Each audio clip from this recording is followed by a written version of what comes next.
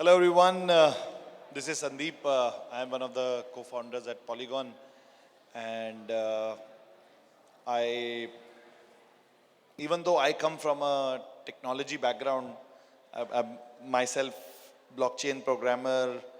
I actually, for the last 3, 4, 5 years, I've been focused on growing the ecosystem at Polygon, and I, work on this growth and all those things in the ecosystem, and try to grow the community of developers. And so far, so good. It looks like, we have a lot of developers here.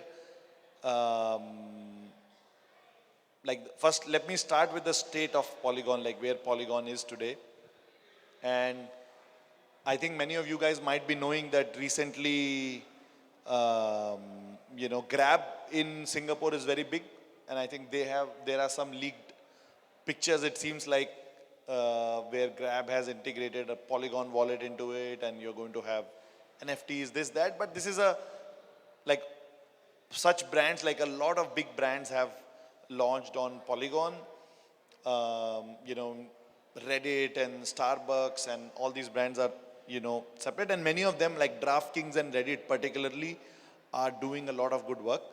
But that's like 20% of the focus area for Polygon. Like large focus area is still on the hardcore DeFi use cases, which is this DeFi, like Web3 use cases, I mean to say that DeFi and DeFi, even though we have not given any incentives for last 2 years, it still continues to be the rank 3, the biggest DeFi protocol out there. And then in DeFi or in the NFTs also, it's like rank 2 now and all that. But the most important thing now we are focusing on is this app chain era. And many of you guys might have heard about Polygon CDK. We recently launched Polygon CDK. And the deal about Polygon CDK is that Polygon CDK is just like, many of you guys might have heard about OP Stack or these other different stacks people are launching for you to launch your own chain. Polygon CDK is the only current stack which is available, which provides you permissionless proofs, and basically you can launch your own chains, permissionless chains with ZK rollups, full-blown fraud proofs, permissionless fraud proofs, today.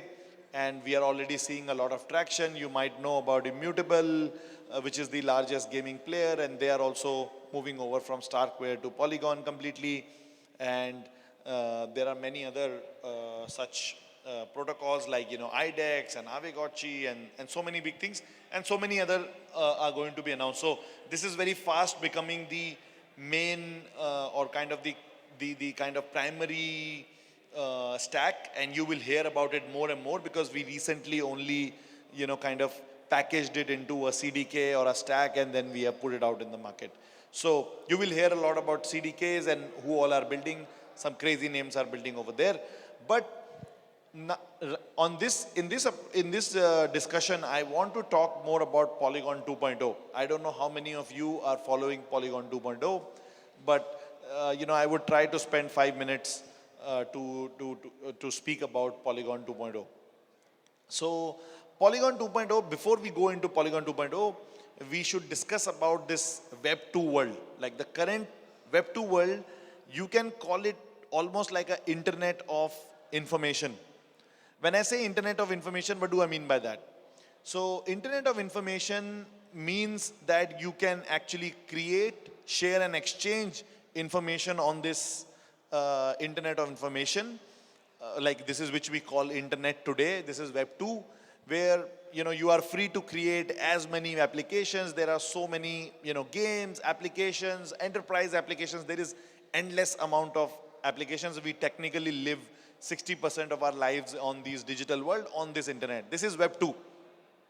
And the two characteristics, as I mentioned in this, is one is it's practically infinitely scalable. That means as many number of applications want to launch, they can launch as many number of servers and start serving the customers. Second thing is it's also it's also information is seamless. Information can move from one chain to another, one internet or one country to another. Like, I'm talking here, this might be broadcasted on YouTube from where it is getting broadcasted to the whole world. You don't have to say that, oh, I am building this application which is in Singapore's internet, and then, how do I take this application to the internet of US? This doesn't happen in this Web 2 world. Information sharing is seamless. Whatever happens in Web3, whichever protocol becomes the protocol of Web3, this needs to have these two key characteristics also. First, it should have technically or practically infinite scalability. That means as much bandwidth, as much block space you want, you should be able to spin up as much block space as possible. And second, even though you can spin up infinite amount of block space, you should be able to seamlessly connect these block space or connect the value. Like the way in Web 2 you can connect the information from one internet to another or one network to another. In Web 3 you should be able to have value seamlessly moving across these internet, across these chains. And that is what is Polygon 2.0 is all about. So in Polygon 2.0, the first part, infinite scalability. We have launched this Polygon CDK. Now, if you are a developer, you can spin up, using some of the roll-up as a service provider, like for example, your, gateway, and there are so many other kind of gelato and all that, like, services providers, where you can spin up your own ZK chain in 10 minutes today. With full-blown RPC, everything working fine, you can, start that chain in 10 minutes. That's one part. That's the infinite scalability part. As much block space applications need, they can spin up as many chains as possible. But the problem is, how do you make all these chains are value? They would have some sort of value somewhere, right? NFTs, DeFi, whatever it is. How do we tie this value, or how this value gets interconnected? Because one of the most important use cases of blockchain is composability of these smart contracts or applications. You have one DeFi application, Uniswap, and you have a lending borrowing application. You can buy the lending borrowing, tokens, or the, what do they call, like LP tokens, and sell them on Uniswap. Like this kind of composability is the main power of DeFi, and main power of like NFTs. You can have an NFT, you can go and sell it onto a OpenSea marketplace. So when you have these, so many of these app chains or ecosystem chains, the composability suffers. You can't have, your application on one chain right now and then, seamlessly interface with the applications on the other chains. This is the goal of Polygon 2.0, design goal of Polygon 2.0, that all these chains should be able to seamlessly connect with each other. And this is what happens using the aggregator layer or the interoperability layer of Polygon. You can also think of it as some sort of IBC, that Cosmos has IBC. You can think of it as a ZK-based IBC, but it's not like a simple ZK bridge. It's basically proving the whole state of blockchain to each other. So each of the blockchain is putting the whole proof of their state. So every chain, once they have the proof, let's say you have a chain number 1, and I am Polygon ZK EVM, and this is a gaming chain, you made $10,000 playing a game on this chain. The moment you submit your ZK proof into this interop layer, and you send me a transaction that, okay, swap my $10,000 of this game token into USDT, the ZK EVM chain immediately sees that, okay, this chain number 1 gaming chain has a proof already, ZK proof, which cannot be lied about. It's a mathematical proof, you cannot lie about it. And I have the transaction, I see that this transaction is a part of this proof, and then I can, allow my ZK EVM chain to allow this transaction and to have this cross-chain swap, and you can have the USDT back. So this kind of interconnectivity between these chains is, right now there is no other protocol that provides that. But my point being that this architecture where you have infinite number of chains, all of them are ZK proven into a layer where each chain can then trust each other. This is the super chain, because now all these chains are essentially one single block space. They have a similar level of security mechanism. So this chain, now if you can imagine this network, as one chain, this chain is technically having infinite TPS. You can have millions and millions of TPS on this network. All of this is interconnected with each other using the power of ZK proofs. And this is the whole vision of Polygon 2.0. As I said, that Web 2 today is information. You can have technically infinite amount of applications to to be created in Web 2. And the information is seamless. It goes from one application to another application, and you can create, share, and exchange information, without any kind of foundations. Same way in Web 3, this architecture provides you infinite scalability. That means as many chains or as much block space is needed, you can spin that up. But that whole blockchain is connected with each other. So this whole block space feels like one single block space. That is the core idea of Polygon 2.0.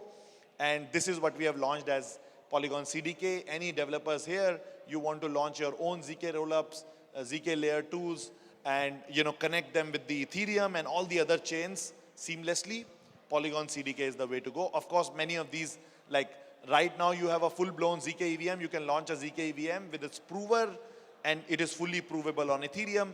We have the interconnectivity, stage 1 of interconnectivity, LXLY bridge coming in maybe in the next 3-4 weeks. And then your chain is already integrated between other chains. But right now the latency would be around 30 minutes because the proof needs to go on Ethereum. Very soon you will get this fast aggregation layer where everybody submits their proofs on this aggregation layer, and this aggregation layer aggregates the proofs and puts one proof on Ethereum, which makes the proofs also super cheap, and then you have fast interchain connectivity of these chains. That is the whole idea of Polygon 2.0, and this is what I wanted to share here. And Polygon CDK is basically that stack with which you can launch your own chain and then interconnect your chain into this. Now what we are seeing is a lot of layer 2s are doing it, but the fun part is that now a lot of layer 1s are interested in this kind of interconnectivity, because this helps them to not be a liquidity island, remote island. Instead, it connects their liquidity to the mainstream. So this is the idea about Polygon 2.0, and check out Polygon CDK. We have the documentation and all that, everything on our website. And feel free to reach out for any comments, help, support, anything that you guys need. That's all from my side. Thank you, everyone.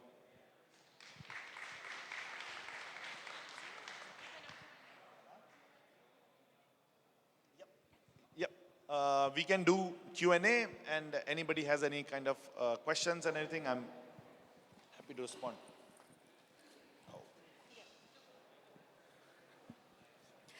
Hey, so you just mentioned about all the amazing things that we can achieve through the aggregator layer and of course the CDK. So when do you think it will be launching?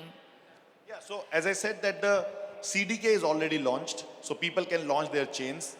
The stage 1 of interconnectivity is launching, I think in next 3-4 weeks. We call it LXLY bridge. It's already enabled on the mainnet, but we are launching the second, first chain which is going to connect with each other. That is going to launch in I think 3 to 4 weeks.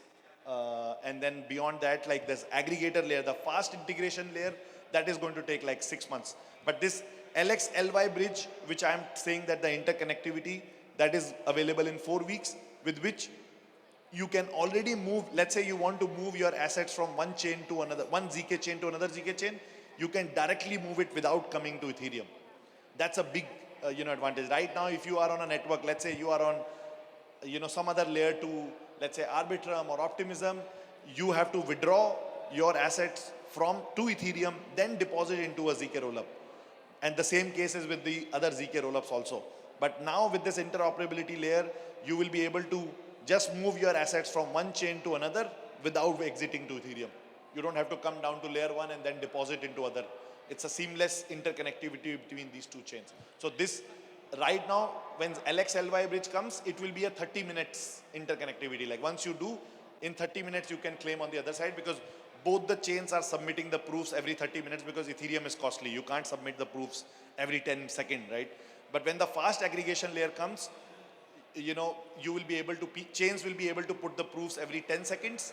So then you will be able to do this cross-chain movement of your assets in maybe 20 seconds, 30 seconds, which is almost like 2 Ethereum block confirmation. So it's a pretty good experience. Eventually, it should go down to maybe 2 seconds. You are on one chain, you click, 2 seconds, your asset goes there, you interact with a smart contract, your assets come back 6 seconds, 7 seconds. You will have almost instant finality between, ZK finality between these things. Yeah. But would it also work for the ZK EVM, like the Hermes chain? Yeah. It will work for all the app chains in the Polygon ecosystem, which are ZK proven. Polygon POS chain, as some of you guys might know, we have announced that Polygon POS chain is also moving to a ZK rollup, and that once that prover comes in and Polygon POS chain also becomes ZK, then between Polygon POS chain also. And not only this is like layer 2 chains, like I'm saying in the Polygon ecosystem, now a lot of layer 1s are joining this. So between those layer 1s also you have instant connectivity between these. But how are you able to generate all those proofs within 20 seconds? Because for now, the Polygon Hermes chain, I think it's like 10 minutes. Yes. Yeah. So Polygon Hermes is a type 2 prover, and that we generate the proofs every 10 minutes because we don't want to push so many proofs to Ethereum, it's costly. But actually, technically, we can already generate proof every 2.5 minutes. And with the Polygon Zero provers, we can, because that's a transaction level proving. Every transaction is proven separately. So we can batch, let's say 5 transactions, 10 transactions, and we could prove like every 10 seconds also, in the coming days. So it's going to be very easy. Like most of the proofs will be able to, it's up to the developers how fine-tuned you want your proofs to be. Okay, thank you. Any more questions from the guests? Cool. Well, I think we have one question from tech.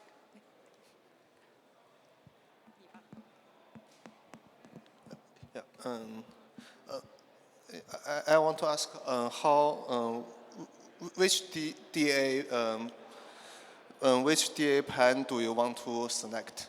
For example, insurance DA or other DA solution do you want to use? Can you data availability? Yeah. But what's the question around data availability? Which solution do you want to use? For example, the insurance DA. Oh, DA. Or, DA or layer. other DA. So, first, like DA for ZK proofs, DA is a kind of commoditized situation. So if you are building a DeFi application, DeFi chain, people would want to have DA on Ethereum because you want to secure billions of dollars and you want to have the data also there. But if you are launching a gaming chain, you can have one of these three, right?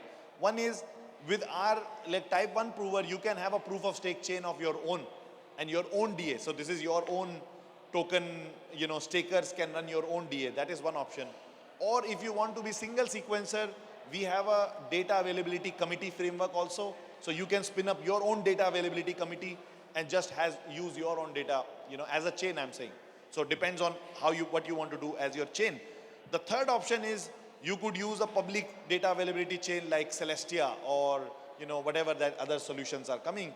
There are already some applications which are going towards Celestia and in the Polygon ecosystem itself. And we are very agnostic on that. Like we don't like Polygon framework doesn't mandate anybody to use any particular data. You are free to choose whatever data availability you're going to choose. Thank you. Also, I have a question about the intent. Does Polygon have some plan about the intent? Intent? Yeah.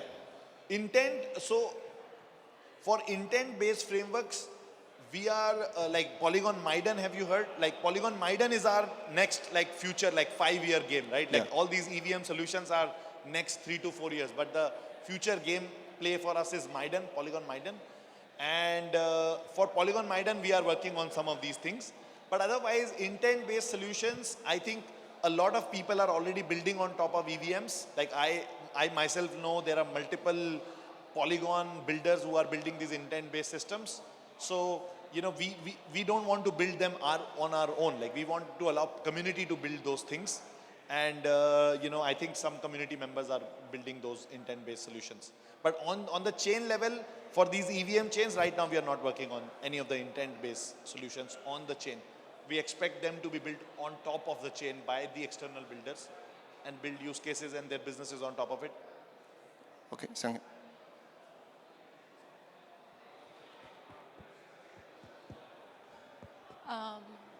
Cool. Do we have any additional questions before we wrap up the Q&A session with Sandeep? Okay, I if think not, nobody- then thank you so Yeah. much for your Thank time. you, everyone. Thank you. Cool.